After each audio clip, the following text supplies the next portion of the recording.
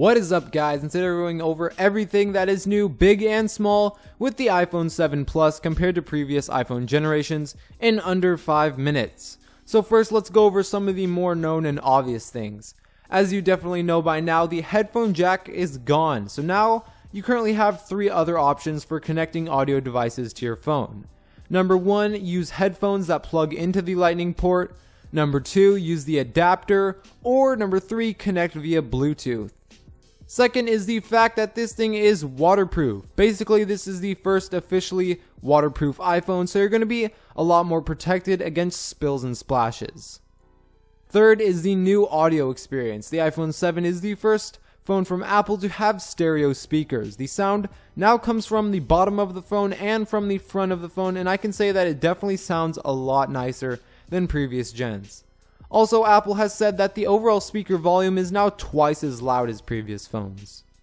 Fourth, we have the new display. The iPhone 7 display is still 1080p, but now it has a wider color gamut, so things look like a realer representation of how they would look in the real world. Also, the screen is now overall 25% brighter. Fifth is definitely something that you've heard before, and it's the new camera, or rather, the 2 new cameras. The iPhone 7 features one back-facing 12-megapixel wide-angle camera and one 12-megapixel telephoto camera.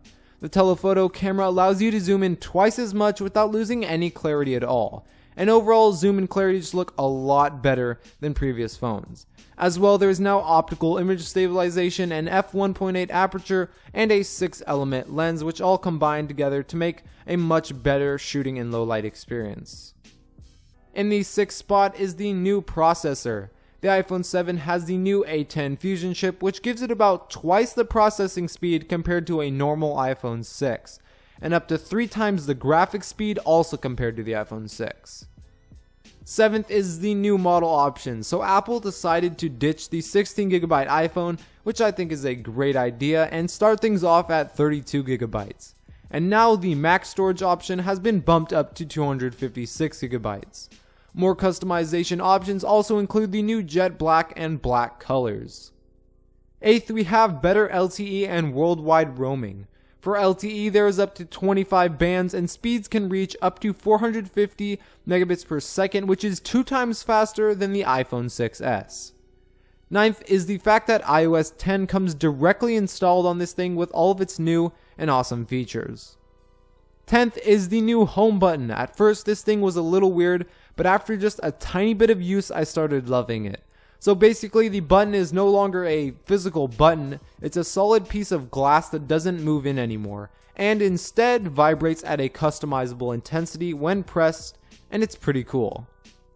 11th is related to the new camera setup, and it's the brand new quad LED True Tone flash, which is supposedly 50% brighter than the one on the iPhone 6 already, and it can even adjust itself according to the color environment around you. In the number 12 spot, we have the new 7-megapixel front-facing camera, which shoots 720p HD video, and it also uses a wider color aperture and some other improved things to up your selfie game.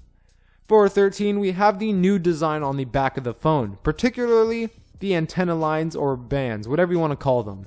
Instead of going straight across the back and sort of above it too, they now just go straight up across the back, and it really does make for a much cleaner look. 14 is something a bit smaller, but basically, it's the small redesign of the volume keys. There's no longer a gap in between the two.